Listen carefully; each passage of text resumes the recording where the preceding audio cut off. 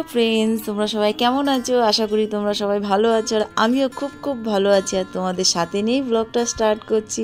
I hope আজকের ব্লগটা তোমাদের ভালোই লাগবে।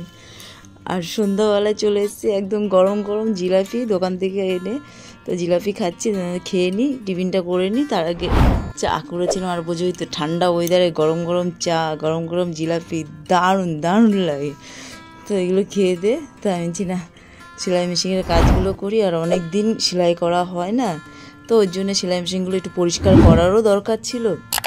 তো ওর জন্য এগুলো সব বের করে সব, আর কি সবসময় তো সময় হয় না সেলাই, যখন একদম সেলাই মেশিন নিয়ে বসি তখন একদম সমস্ত কাজগুলো কমপ্লিট করি। পারি না আমি অতটা সেলাই করতে, যতটা পারি ততটা আমি চেষ্টা করতে, তো অসুবিধা নেই। আর এই সেলাই সমস্ত কিছু এগুলো আবার সব গুছিয়ে টুচিয়ে নিয়ে তারপরে আবার জায়গার মতন নিয়ে জায়গায় রেখে দিই। কিছু জিনিস আছে সেগুলো ঘরে টুকিটাকি জিনিস, এইগুলো সেলাই করতে লাগে। তাই এইসব জিনিসগুলোর জন্য সেলাই মেশিনটা সত্যি খুবই দরকার। যে কোনো জিনিসই, কাজের ক্ষেত্রে কোনো জিনিসই হলো যায় না, সব জিনিসই প্রয়োজন হয়। তো এই জন্য সেলাই মেশিনও, যা হয়তো আমার জিনিসপত্র, ছেলের জিনিসপত্র, এইসব জিনিসপত্র, কিছু জিনিসপত্র থাকে, সেসব জিনিসগুলো সেলাই করতে ভীষণ সুবিধা হয়। আর মোছাও হয় না, আমি না একবারে পরিষ্কার করে তেলটাও দিয়ে নিই, আর তেল দিয়ে তারপরে বাদ বাকি কাজগুলো করে নেব। এদিকে সেলাই করার পর তারপরে দেখছো এই যে পেছনে একদম পুরো বাসনপত্র একদম ডালও রয়েছে গ্যাস ওভেনের উপর, তো এইগুলো সব গুছাবো। তো আগে দিকে সেলাইয়ের কাজ মাজ করে এইসব কাজগুলো করব। আর কাজ কাজ করতে গেলে কাজের কোনো শেষই হয় না, কোনটা থেকে কোনটা কাজ করব। আর আমি যতক্ষণই পারি না কেন ততক্ষণই ঘর দোয়ার এইসব জিনিসগুলো গুছানো, এইসব জিনিসগুলো ভীষণ আমি পছন্দ করি। তারপর তো রাতের দিকে রান্না আছেই। অনেক সময় কী করি, অনেক সময় ইচ্ছা হয় না, তখন কী করে হয়তো বাইরের থেকে খাবার নিয়ে আসলাম, তখন হয়তো খাওয়া দাওয়া করলাম একসাথে। আর না হলে সমস্ত কিছু রেডি করে রেখে তারপরে সেটা রান্না করি। আর বেশিরভাগ হয়তো মুখরুচি জিনিস, যেরকম চিকেন পকোড়া, এইসব জিনিসগুলো বেশি রাতের দিকেই বেশি করা হয়।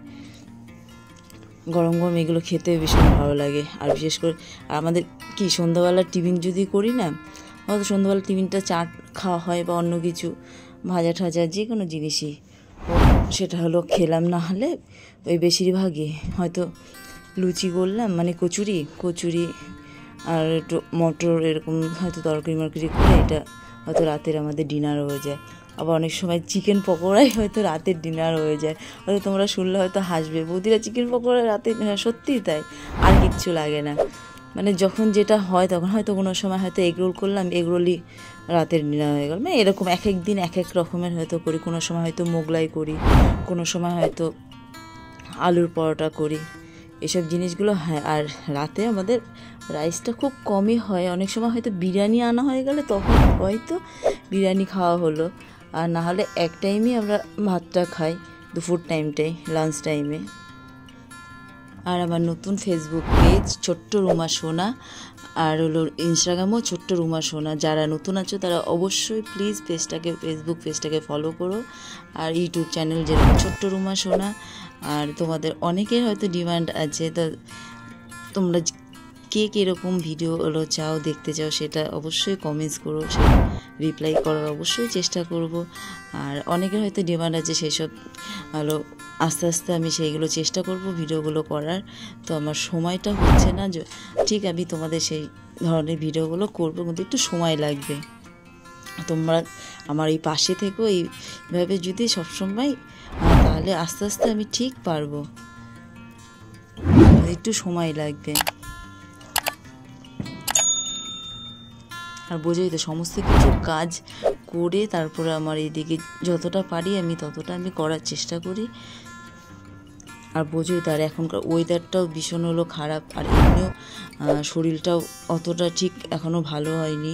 তো এই যেহেতু ঠান্ডাটা লেগে রয়েছে, এই কারণের জন্যেই, আর ঠান্ডাটার জন্যেই ভিডিওটাও ঠিক মতন আমি করতেও পারছি না। তো আমি যতটা চেষ্টা করছি ততটা আমি করছি। তোমরা এইভাবে আমার পাশে থেকো, অবশ্যই সাপোর্ট করো। আস্তে আস্তে তোমাদের যার যেরকম পছন্দর আমি অবশ্যই করব, কিন্তু একটু সময় লাগবে, টাইম লাগবে।